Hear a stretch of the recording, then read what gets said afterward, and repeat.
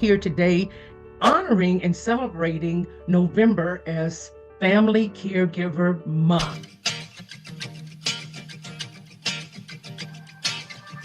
Hello, everyone. Today is Monday, November the 10th, and I would like to say thank you for joining us today. I'm founder of the Black America Resource Directory. My name is Connie King, and are honored to have Dr. Donna Benton with us today to share some information and some highlights and some insights and some resources. She has worked in the field of aging for over 30 years. Donna Benton is busy, okay? We welcome you to our podcast on honoring family caregivers. Thank you, Connie. And just call me Donna, please. Right. We know each other long enough. Well, Donna, one of the questions that struck me as interesting was how the multi-generational aspect of caring for a family member, how that impacts our community. For us, we've always been a caregiver to our families, and we've lived in multi-generational households, caring for both people who are kin, both through blood or through choice. I learned from my grandmother about caregiving because she talked about how they cared for their mother. In some cases, we had no choice but to care for our own because we didn't have any other options. We couldn't get resources. We couldn't use public services the same way as other people not Black. But we also do it by choice because we value family, giving back to those who cared for us and our ancestors. Because many of us didn't even get to live long enough to be considered elders. Exactly. Sometimes we don't see ourselves as caregivers because these are things that we've done. We've done grocery shopping. We cleaned up the house. We had a rotation, and we even had a schedule. You know, who was going to do what on what day and what week, and, you know, where grandma was going to go for Christmas and Thanksgiving. So with that being said, I would say that the resources, as you had talked about, we may rely on each other as a resource, as opposed to realizing that there are agencies such as the Los Angeles Caregiving Resource Center or the California Caregiving Services that can actually provide some additional information that can help you. Can you just share a little bit as to how those particular agencies work to benefit once you find yourself in a caregiving position? We may not know the resources because we don't call ourselves caregivers. We're using the money out of our pockets. And so that's putting a stress on the other things in our lives. For example, if you don't know that maybe your mom is eligible for food or home repairs or transportation or some legal services, our tax dollars are already there to help her. And then you can redirect it for maybe, okay, now I can buy her, something nicer to wear. We can go on a vacation together because I'm not spending the money on these things that are already a benefit for her. That's such a great point. And let me lead into another question that was posed. One, we talk about the financing and helping relieve some of the financial challenges that will come along with you providing assistance to your loved one. We talked about this before. One of the alarming statistics is that homeless population here in California, that 41% of the homeless population at one point had been a caregiver. And that was a shocking revelation to see how caring for a family member may also impact you financially, and these resources would help you navigate and move through it so you're not as impacted. As Black families or Black caregivers, we're more likely to have to work. If you don't know about paid family leave, which is like why it's important to talk to social service agencies, then you might quit. And instead, you can be there in the long run without losing your job, your savings, your future, and putting that person at risk by not having these services because you're going to get stressed out because then not only are you caring for someone, but you're also worrying about the finances at the same time when you could take paid family leave in California. Now, that's not in every state. And starting in 2025, many people will qualify now for 90% wage replacement. And it used to be somewhere around 65. And I do want to make it clear to the audience that we're talking primarily for family caregivers who are not getting paid, those who have made choices that they will assist their family members and their loved ones without going through different agencies in order to provide that Right. care. So I did want to make that clear that we're Yeah. focusing pretty much on the individuals who are not getting paid. And that's the Uh, majority of individuals because okay, not everybody qualifies for what's called in-home support services, meaning not every older adult qualifies for in-home support services. If they qualify, then they can choose who they want as a provider. And that could be the family member. Unlike a paid professional, you're not walking out the door after those 4 hours are done, correct, right? correct, So exactly. even in a combination of getting paid from IHSS and then the rest of the time you're not, you still could use services like what we have at the Caregiver Resource Centers. You still need maybe somebody to help you navigate the healthcare system for your relative. You still need to find a way of maybe educating yourself about different diseases and how to communicate best as if a person has memory loss. You still need time to be in a support group with other people that know what you're going through, that you can talk to. And support groups are great for learning resources.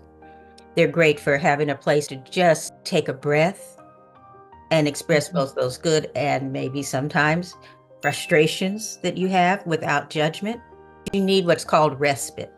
You could still Okay. qualify. You could still get some respite, which is time away from that caregiving. Because even if you got paid a little bit, you still are 24/7. And you may need some, like I need to go out of town, or I need, or there's a special wedding coming up, or I need just a break to go to a movie or go talk to my friends and not worry about my relative. Part, I would imagine, of the mental health aspect that Absolutely. is also very impactful when you're taking care of a aging parent. Pretty much the first time that you've experienced it, then you have to navigate and trying to figure out every single thing, and then still have a portion of your life that things that you Absolutely. enjoy. If you enjoy going to the gym, if you exercise, or like you said, traveling, Going now to that's brunch. also going to be impacted by you having to, be there Hmm. pretty much around the clock, depending on the situation and the medical condition of your elderly parent. And it may not even be a parent, it may be a spouse. Oh, In it could some be a cases, spouse, it may it could be be a cousin. a child. As Black families, we're caring for people who are generally sicker, have Mhm. more complicated care needs, and we don't have as many resources in our communities. We don't have as many adult daycares, and that's where a good resource directory would come in. So if we have some, we don't maybe have somebody who can come in and give us that respite, and we want to make sure that they understand our culture and we can trust them to come into our homes without judgment. We need people who can educate us the way we like to be educated and provide information and knowledge the way we think about things. So I think that's just so important to have things that are culturally appropriate for us. And so when you use a service, it's nice to have someone you can talk to who's done some of that work for you because you don't want to make 3, 4, 5 calls without knowing, Correct. is this going to be right for me? If you can get it down to one call, know what to do, what the right questions. Because most of the time, like for our services, we get what it is it's not that we can provide you directly the services, besides support groups and education and training. But some of the other things that you need, like your healthcare services stuff, you need to know the right question to ask so you get the best quality service. One of the other things that I just thought about as you were talking, So we sometimes find ourselves aging along with our parents. Hmm. So if I'm 65, I know that mom and dad are in their 80s. Hmm. What are some of the things that I should at 65 prepare myself for? Are there things that I could start doing now You could to start, address that? I would say, like now, you could, like, there are guides called Prepare to Care guides, like from AARP and other places. And they give you great checklist of how to set your legal things in order. Want to talk about how do you want someone to care for you so that you have a power of attorney, not just for finances, but for your own health care. And if you have things set up, do you have all of your important documents in one place where your relatives know where to find them? Who are the people that they need to know that are your friends, your support? These are the other people who support you, who are important to you, because you don't want your relatives who maybe they don't know your best friend to like shut out your best friend and like, oh, what, they can't come visit me now? Right, Or I exactly. forgot to tell them. Got to think, what do I want that's different, and keeping up on those preparing to care things. And that's going to take time. It's not going to happen in one conversation. You want somebody who can be your proxy, who can do the things the way you would want them done, who can take over your household finances, who can make sure that they get the right shade of lipstick up for me, Right. or they make sure that I'm dressed and got my nails, whatever. But you want to make sure that these things are right. And who's going to make sure that I get to my church services on Sunday? What, all of those things, you want to start talking and having those discussions now, because we change in our wants and needs. Oh, And definitely. so if it's your adult child, they may think of you, they don't want to think of you as not being able to make decisions because you make them for them. But they may still think of you as mom of 40 years ago. And that's not who mom is. Exactly. When I have a friend of mine who's 83, Hmm. and when you talk about having the discussions, we have to have them at a time where we're not letting mom and dad think that, hey, they're kind of, on their way out. So we Yeah. have to have the kind of conversation because she realized that she was no longer able to drive a vehicle. Uh, And she tied all that in to her independence. So, out of respect to make sure that we're understanding their feelings about this because they're changing with this too. This is new. They've been able to get up and drive and go and dress and, like you said, go to mhm. church, sing in the choir, and cook these massive, wonderful, delicious Thanksgiving dinners. But now they're not physically able to do that. So not only is the caretaker having some conversations and some thoughts about, how they're going to maneuver through this, it's also the aging parent that are Right. going through, hey, darn it, I forgot, I can't remember, and that is quite frustrating too. So it kind of is cyclical where it kind of works all around. So not Mhm. just affects the aging parent and child, but the family members as well. About if you're a caregiver, learn how systematic racism and global pandemics can impact caregivers. And I think some of that we summed up, but in our closing, can you share with the audience again some of the impacts of that race may even have with navigating the services Right. as far as trying to find help Yeah. for your parent. First of all, the services may not be in our area. Okay. So, and that's because of different laws and where we live and how what services are going to be around. So we may not have the easy delivery or cheaper delivery services in our area. People may not have adult daycares or enough senior centers in our areas. So that's where we have to advocate more in our community and have these services. We may not have people who want to come into our neighborhoods to help Okay. with our relatives or help us in some ways. And so that's based in history and racism sometimes. Okay. We definitely want to be able to have the right questions and what we qualify for. And we may be on that edge of not being low income enough to qualify for Medicaid, but not wealthy enough to do it all our own. So we've got to be able to navigate and find services that allow for us to keep our generational wealth and Okay. not lose it. So we've got to be more educated, avoid scams, not get targeted, like people get targeted in our community specifically that can take away our wealth. And, so we have to be a little more cautious and careful about who we interact with. And as we learn, we have to continue to double check the resources. So, with the Black America Resource Directory, as I indicated in the beginning, Mm-hmm. our goal is to create a section on our website, and we would call it Plus 55 Plus. And Mm-hmm. we will house the type of resources for residents and people in California on that. And that is as a result of partnering and collaborating with you and sharing the information about the California Caregivers, as well as the Los Angeles Caregivers Resource Center.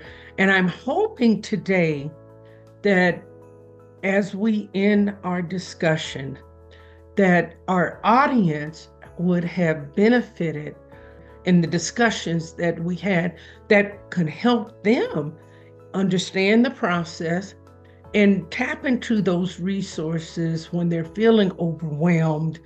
So, in closing, if there is anything that you would like to part with in terms of sharing information with our audience or whatever the case may be, we'd like for you to take that opportunity now. In closing, I just think what's important is asking questions, knowing that things are individualized and personalized. So the answer that your neighbor gets is not going to be the same as what you get because most services are very personalized if they're done right.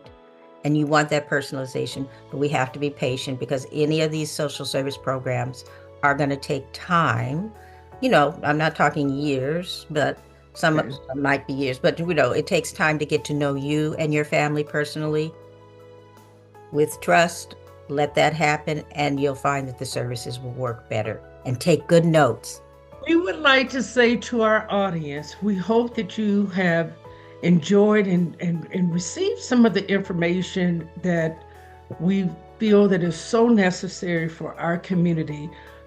Sometimes people say it's a little bit more challenging for us to get the word out about these services. If you tell 5 people and they tell 5 people to listen, subscribe to our YouTube channel. Thank you for joining us today for this important topic for our community.